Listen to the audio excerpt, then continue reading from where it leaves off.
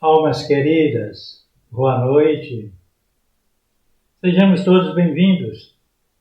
E a paz seja em nós e entre nós, nos envolvendo em energias de amor, fraternidade.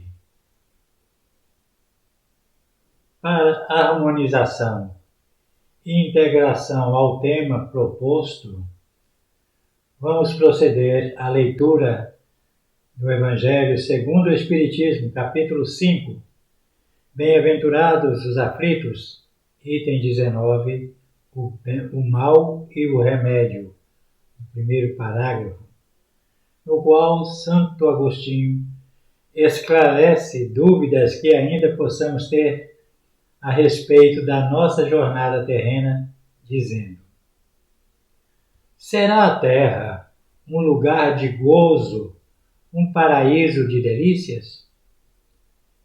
Já não ressoa mais aos vossos ouvidos a voz do profeta?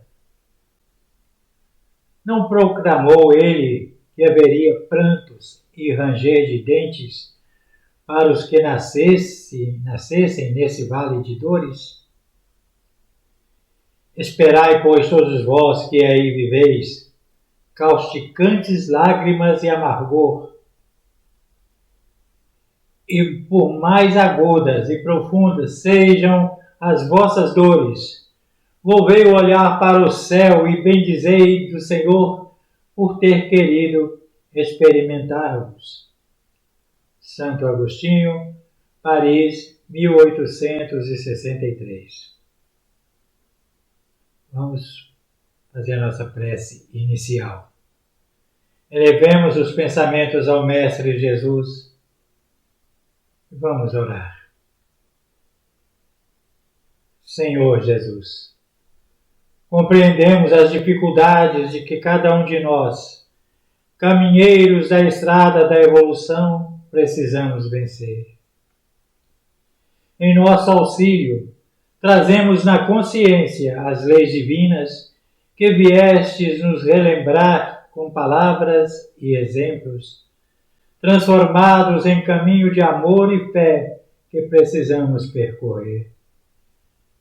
Compreendemos também que o esforço é pessoal e intransferível e que precisamos pegar a nossa cruz, que chamamos de lições necessárias, e com bom ânimo seguir as tuas pegadas de luz. Fica conosco, Senhor. Que assim seja. Hoje nós vamos falar sobre a eutanásia, mas, primeiramente, vamos analisar a origem dessa palavra. Thanatos é a personificação da morte pacífica na mitologia grega. Retratado como um jovem alado, simbolizando a paz e o descanso eterno. Seu nome, que literalmente significa morte, simboliza o fim inevitável de todas as coisas vivas, mas sem o terror associado a outras figuras da morte. Thanatos representa não apenas o fim da vida, mas também a transição para o além, sendo considerado o Deus da morte não violenta, responsável por conduzir as almas dos mortos para o mundo dos mortos, para o Hades.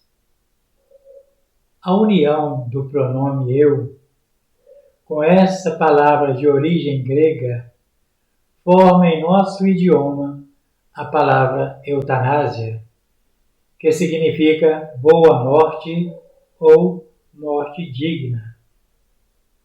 Eutanásia é um procedimento que consiste em abreviar de forma intencional a vida de um paciente que enfrenta sofrimento físico ou psicológico intenso, geralmente devido a doenças incuráveis ou em estado terminal, garantindo uma morte rápida e sem dor.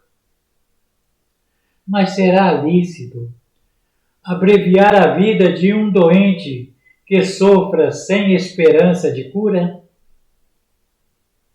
O que nos diz a doutrina espírita? Um homem está agonizante, preso a cruéis sofrimentos. Sabe-se que seu estado é desesperador. Será lícito poupar-lhe alguns instantes de angústias, apresentando-lhe o fim? Apressando-lhe o fim. A essa pergunta, o Espírito São Luís, no item 28 do capítulo 5 de O Evangelho segundo o Espiritismo, para estimular o nosso raciocínio, responde com outras perguntas, dizendo: quem vos daria o direito de prejulgar os desígnios de Deus?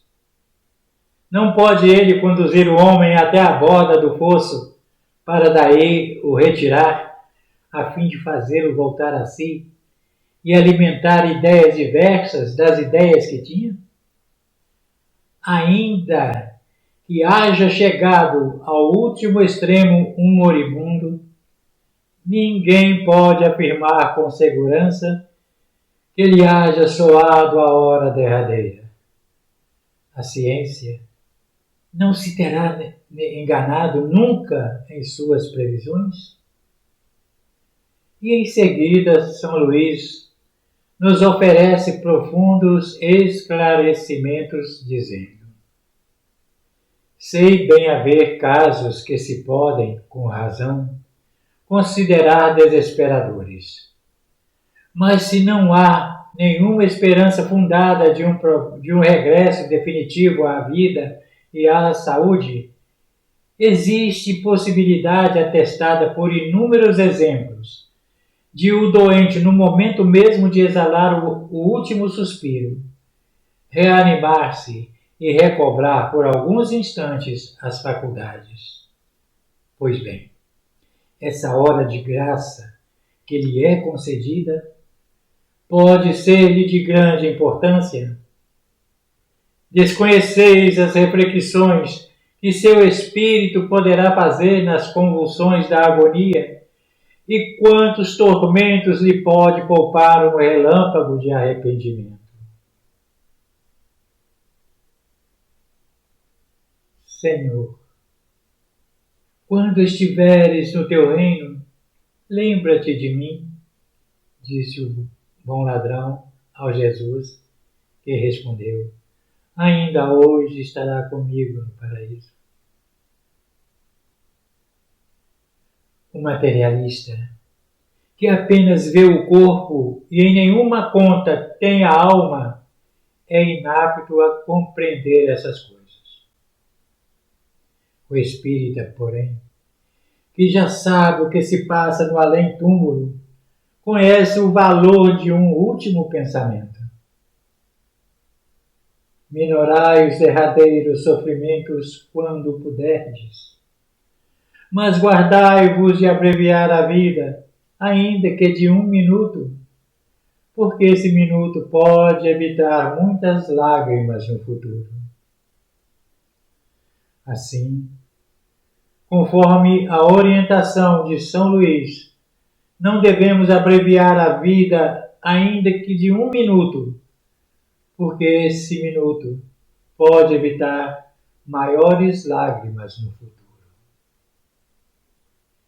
E Emmanuel, respondendo à pergunta 106 do livro O Consolador, confirma que o homem não tem o direito de praticar a eutanásia em caso algum, ainda que seja demonstração aparente de medida benfazeja. Pois a agonia prolongada pode ter a finalidade preciosa para a alma, e a moléstia incurável pode ser um bem, como a única válvula de escoamento das imperfeições do espírito em marcha para a sublime aquisição de seus patrimônios na vida imortal. Além do mais, os desígnios divinos são insondáveis e a ciência precária dos homens não se pode decidir nos problemas transcendentes das necessidades dos espíritos. E as questões 702 e 703 de O Livro dos Espíritos esclarecem que o instinto de conservação, por ser uma lei da natureza, todos os seres vivos o possuem, qualquer que seja o grau de sua inteligência. Nuns é puramente maquinal, raciocinado em outros. Todos têm que concorrer para o cumprimento dos desígnios da providência. Por isso, foi que Deus lhes deu a necessidade de viver. E nós, seres humanos, dotados do uso da razão, do pensamento contínuo, trazendo as leis divinas na consciência, compreendemos que a vida é necessária ao aperfeiçoamento de todos os seres. E todos os seres sentem isso instintivamente. Deus não nos criaria necessidade sem uma razão. Se não houvesse uma necessidade ainda não maior.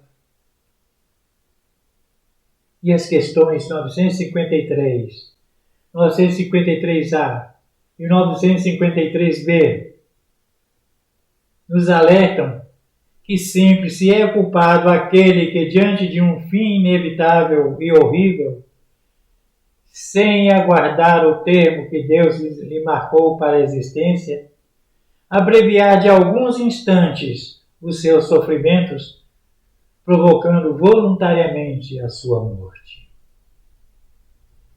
E quem poderá estar certo, mesmo diante das aparências, que o fim lhe tenha chegado? Quem poderá dizer que um socorro não venha no último momento?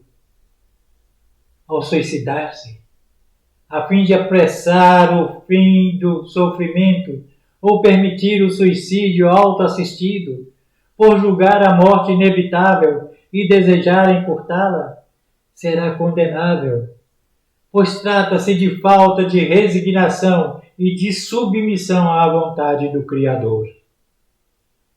E passará sempre, de acordo com as circunstâncias, por uma expiação proporcional à gravidade da falta.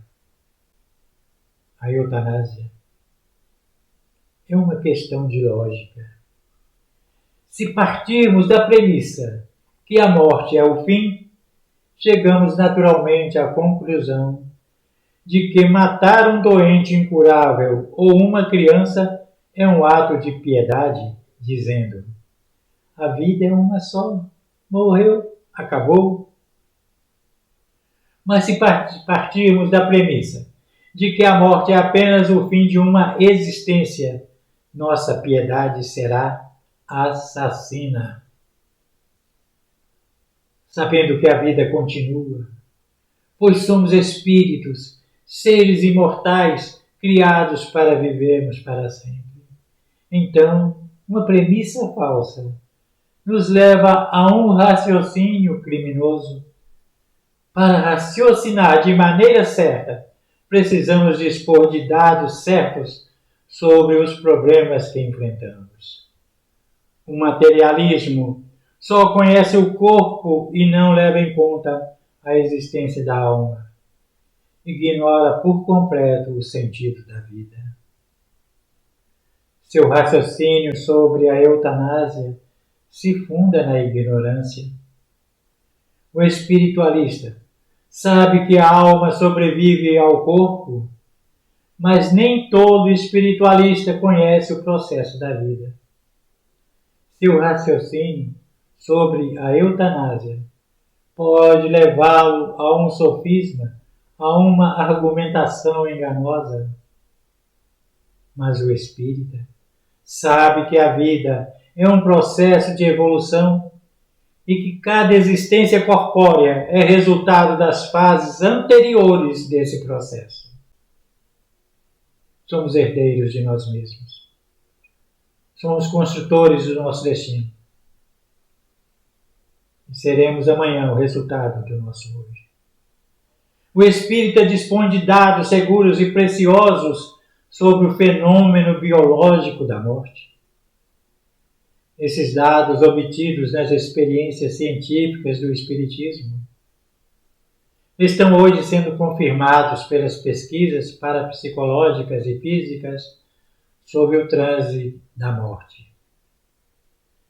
Basta a descoberta do corpo bioplasmático, ou seja, do perispírito, pelos físicos e biólogos, para advertir os espíritos sistemáticos de que podem estar enganados. Os inquisidores medievais queimavam supostos hereges em nome da caridade para livrá-los do fogo eterno do inferno. Os materialistas atuais pretendem abreviar a morte em nome da piedade racional. Elas por elas, temos o dogmatismo da ignorância tripudiando sobre os direitos da vida. A mensagem de Emmanuel é uma advertência da razão esclarecida e deve ser meditada em todos os termos. Não basta lê-la, é preciso estudá-la. Almas queridas, ninguém por agora, nas áreas do mundo físico, pode calcular a importância de alguns momentos ou de alguns dias para o espírito que está temporariamente internado num corpo doente ou disforme.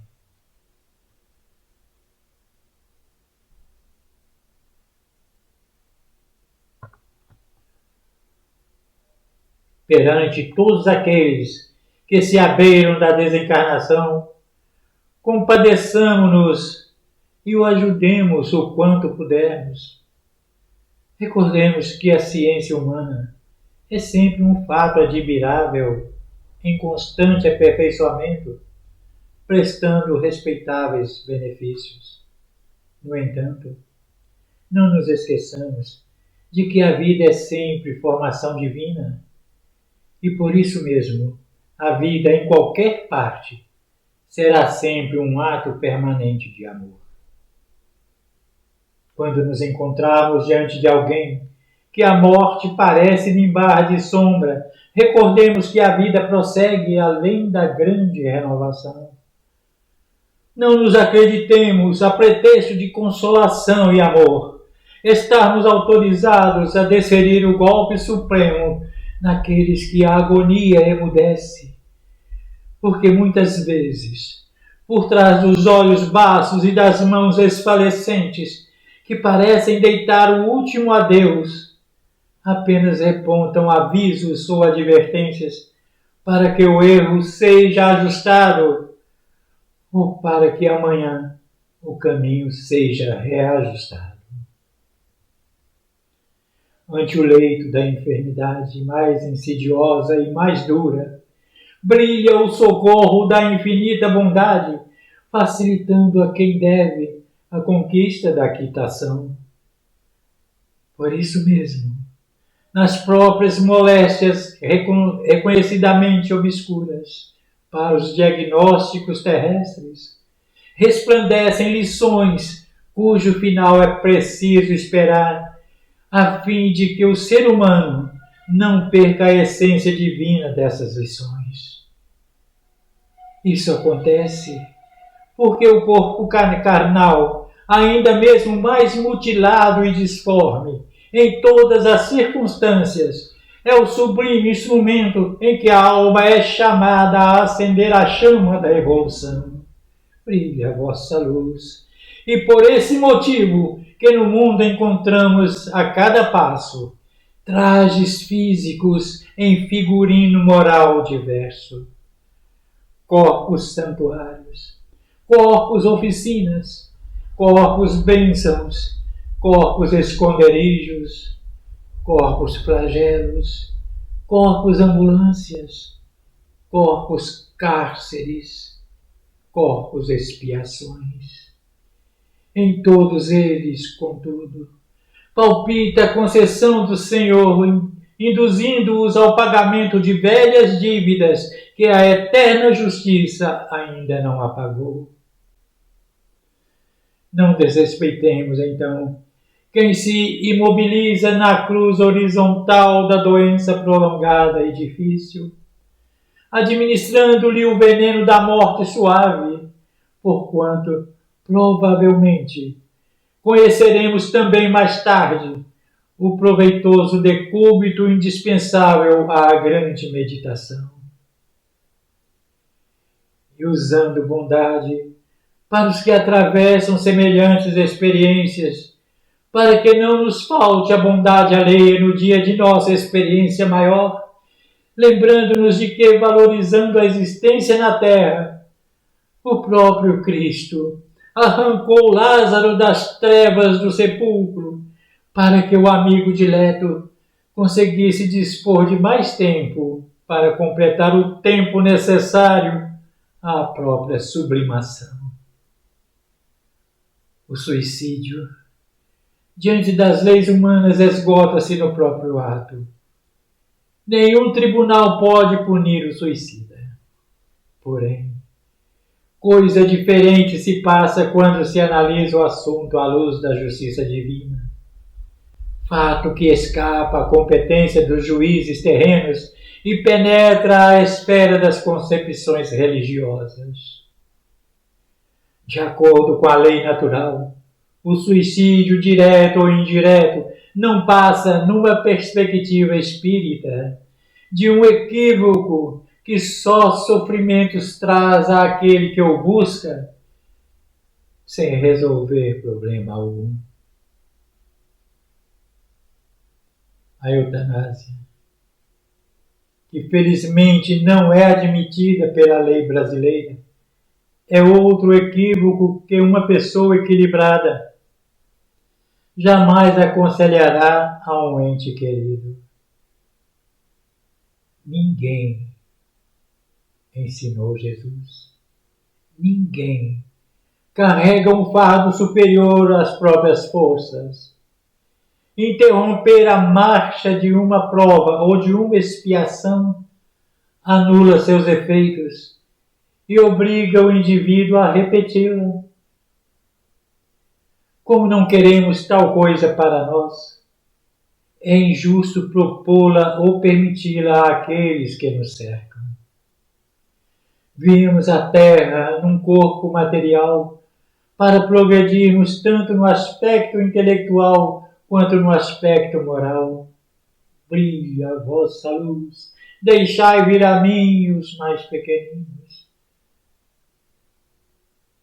Uma boa formação educacional é tão valiosa para o crescimento humano quanto viver no interior de uma selva assistindo os nativos. Aos que brilham nas academias do mundo, mas aos que crescem no leito de um hospital. A eutanásia não passa de uma fuga, e como toda e qualquer fuga, não pode ter o beneplácito, o consentimento das potências espirituais que guiam o planeta. Ninguém premia o desertor, mas é costume humano premiar o herói que cai no fronte sob as balas do inimigo. Morrer com dignidade é, ao contrário do que os materialistas pensam, enfrentar todas as agruras de uma existência difícil, com os olhos postos no futuro brilhante, que ninguém duvide, há de suceder aos maus momentos da nossa caminhada. Tenhamos bom ânimo, assumamos a nossa cruz e sigamos o Mestre Jesus, vencendo também o mundo. Respeitemos a vida. Eutanásia? Não.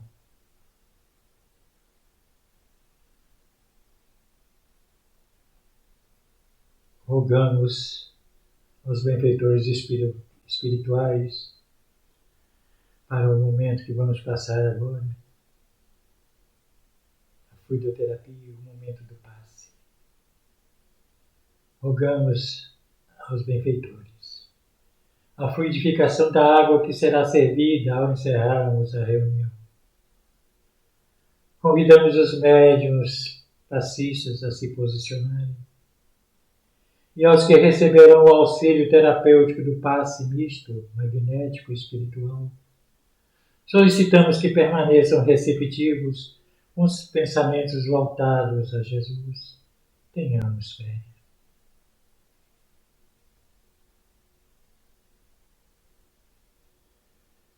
Agora que recebemos o auxílio do alto, com os nossos corações envolvidos em energias de amor, fraternidade, vamos em vibrações de fé e confiança em Deus, rogar pelos nossos irmãos em humanidade que estejam passando por momentos de aflições. Com calma e serenidade, respiremos profundamente e, em harmonia, sintonizando com os mensageiros de Deus, oremos. Deus de infinita bondade, suavize o amargor da posição em que se encontram tantos irmãos sem humanidade, se assim for a tua vontade. Bons Espíritos, em nome de Deus Todo-Poderoso, nós suplicamos que os assistam nas suas aflições. Se nos seus interesses as suas aflições não puderem ser poupadas, façam-nos compreender que são necessárias ao seu progresso.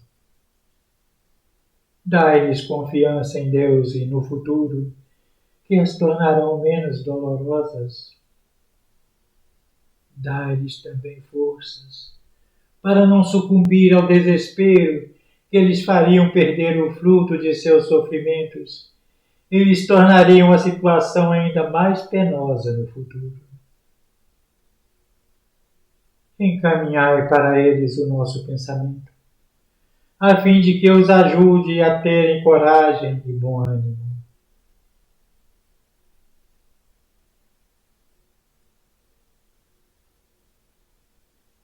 Deus, nosso Pai, que tendes poder e bondade, dai forças àqueles que passam pela provação. Dai luz àquele que procura a verdade. Onde no coração do homem a compaixão e a caridade. Deus, dai ao viajor a estrela guia, ao aflito a consolação, ao doente o repouso. Pai, dai ao culpado o arrependimento, ao espírito a verdade, à criança o guia, ao órfão o Pai. Senhor, que vossa bondade se estenda sobre tudo que criaste. Piedade, Senhor, para aqueles que vos não conhecem, esperança para aqueles que sofrem. Que vossa bondade permita aos Espíritos Consoladores derramarem por toda parte a paz, a esperança e a fé. Deus, um raio, uma faísca do vosso amor pode abrasar a terra. Deixai-nos beber na fonte dessa bondade fecunda e infinita, e todas as lágrimas secarão, todas as dores acalmarão. Um só coração, um só pensamento subirá até vós, como um grito de reconhecimento e de amor. Como Moisés sobre a montanha, nós vos esperamos de braços abertos, ó poder, ó bondade, ó beleza, ó perfeição, e queremos de algum modo alcançar a vossa misericórdia. Deus, Dai-nos a força de ajudar o progresso a fim de subirmos até vós. Dai-nos a caridade pura, dai-nos a fé e a razão, dai-nos a simplicidade, Pai, e fará de nossas almas o espelho onde se refletirá a vossa santíssima imagem. Assim é e assim será. Graças a Deus, graças a Jesus.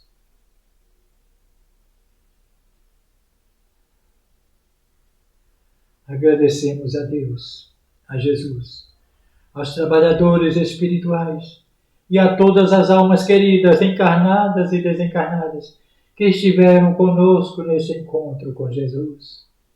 Desejamos a todos uma noite de paz e de luz, com Jesus, em Jesus e por Jesus. Que assim seja. Boa noite.